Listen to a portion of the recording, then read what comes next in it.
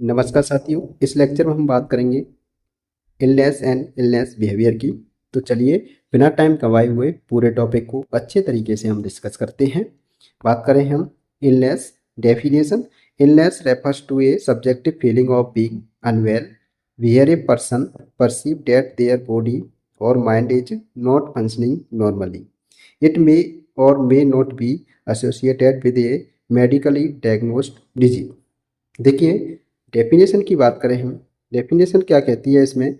Illness एक subjective feeling है। Illness क्या एक सब्जेक्टिव फील है जिसमें पर्सन को लगता है कि वो फिजिकली या मेंटली फिट नहीं है, चाहे मेडिकल डायग्नोसिस हो या ना हो। तो उसको पेशेंट को यानी जो कोई पर्सन है उसको क्या लगेगा, फिजिकली या मेंटली फिट नहीं है। ये होती है इलनेस। नेक्स्ट हम बात करें difference between disease and illness. Disease objective condition diagnosed by a doctor, illness subjective experience felt by the individual। देखिए, डिजीज और इलनेस की बात कर रहे हैं तो देखिए डिजीज डॉक्टर के अकॉर्डिंग होती है। डिजीज होती है वो डॉक्टर के अकॉर्डिंग होती है, जबकि जो इलनेस होती है पर्सन के फीलिंग और परसेप्शन पर डिपेंड करती है। ये होती है डिजीज और इलनेस में डिफरेंस होता है। नेक्स्ट हम बात करें types of illness. Acute illness, short term illness with sudden onset, example cold fever. देखिए एक्यूट इलनेस क्या होता है, एक्यूट इलनेस जल्दी स्टार्ट होती है और शॉर्ट ड्यूरेशन के लिए रहती है। सेकंड है chronic illness, long lasting illness, example diabetes, hypertension. Chronic illness क्या है, क्रोनिक इलनेस लॉन्ग टर्म होती है और कंटिन्यूअस केयर की जरूरत होती है। ये होती है क्रोनिक इलनेस। थर्ड है mental illness, affects thinking, emotions and behaviour. Mental illness क्या है, मेंटल इलनेस माइंड को अफेक्ट करती है, जैसे डिप्रेशन, एंजाइटी। ठीक है।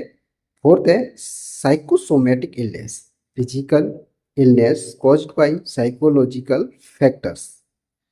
साइकोसोमेटिक इलनेस क्या है, स्ट्रेस या टेंशन से बॉडी में सिम्टम्स डेवलप होते हैं। देखिए स्ट्रेस है या टेंशन है उससे जो बॉडी में सिम्टम्स डेवलप होते हैं, साइकोसोमेटिक इलनेस होती है। नेक्स्ट हम बात करें, फाइव है infectious illness caused by micro organism and spread from person to person. देखिए इन्फेक्शियस इलनेस की बात करें तो यह इन्फेक्शियस डिजीज ईजिली स्प्रेड होती है। जो इन्फेक्शियस डिजीज होती हैं, संक्रामक जो रोग होते हैं वो पर्सन टू पर्सन स्प्रेड होते हैं। नेक्स्ट हम बात करें इलनेस बिहेवियर। देखिए illness behaviour refers to the way in which individuals perceive, evaluate and respond to symptoms of illness. देखिए इलनेस बिहेवियर की बात कर रहे हैं हम, तो इलनेस बिहेवियर का मतलब है कि पर्सन का परसेप्शन, जो पर्सन है उसका रिएक्शन जब वो सिम्टम्स फील करता है, पर्सन का रिएक्शन जब वो सिम्टम्स फील करता है, वो इग्नोर करे, डॉक्टर के पास जाए या सेल्फ ट्रीटमेंट करे। ये वो है उसका इलनेस बिहेवियर। इलनेस बिहेवियर क्या है, सिंपल भाषा में समझे, इसका मतलब है पर्सन का रिएक्शन जब वो सिम्टम्स फील करता है, ठीक है ना, तो वो इग्नोर करे या डॉक्टर के पास जाए या सेल्फ ट्रीटमेंट करे। ये उसके माइंडली यानी इलनेस बिहेवियर डिपेंड करता है। नेक्स्ट हम बात करें स्टेजेज ऑफ इलनेस बिहेवियर। देखिए क्या इलनेस बिहेवियर की स्टेज होती हैं। फर्स्ट है symptoms experience stage, person notice symptoms. Person decide करता है कि सिम्टम्स सीरियस है या नहीं। इसमें क्या है, सिम्टम्स एक्सपीरियंस स्टेज में क्या है, पर्सन डिसाइड करता है कि सिम्टम सीरियस है या नहीं। सेकंड है assumption of sick role, individual accepts being sick. अब वो रेस्ट करता है और रेस्पॉन्सिबिलिटीज के ब्रेक लेता है। यानी अजम्पशंस ऑफ सिक रोल का मतलब होता है जो पर्सन है, जो इंडिविजुअल है, वो अब वो रेस्ट करता है और रेस्पॉन्सिबिलिटीज से ब्रेक लेता है, मतलब जिम्मेदारी से क्या ब्रेक लेता है। ये असम्पशन जिसका अजम्पशन ऑफ सिक रोल होता है, यानी व्यक्ति खुद को बीमार मान लेता है। ठीक है ना। नेक्स्ट है third medical care contact, person six professional help. देखिए व्यक्ति डॉक्टर के पास जाता है, डायग्नोसिस और ट्रीटमेंट स्टार्ट होता है। जब डॉक्टर के पास जाएगा तो डायग्नोसिस और ट्रीटमेंट स्टार्ट होता है, मेडिकल केयर कॉन्टैक्ट होता है, यानी डॉक्टर के पास जाता है।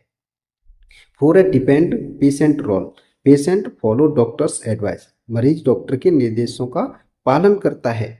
मेडिसिन और ट्रीटमेंट प्रॉपरली फॉलो किया जाता है, मरीज के द्वारा मेडिसिन जो ट्रीटमेंट डॉक्टर के द्वारा दिया गया उसको प्रॉपरली फॉलो किया जाता है, इसे डिपेंड पेशेंट रोल कहते हैं।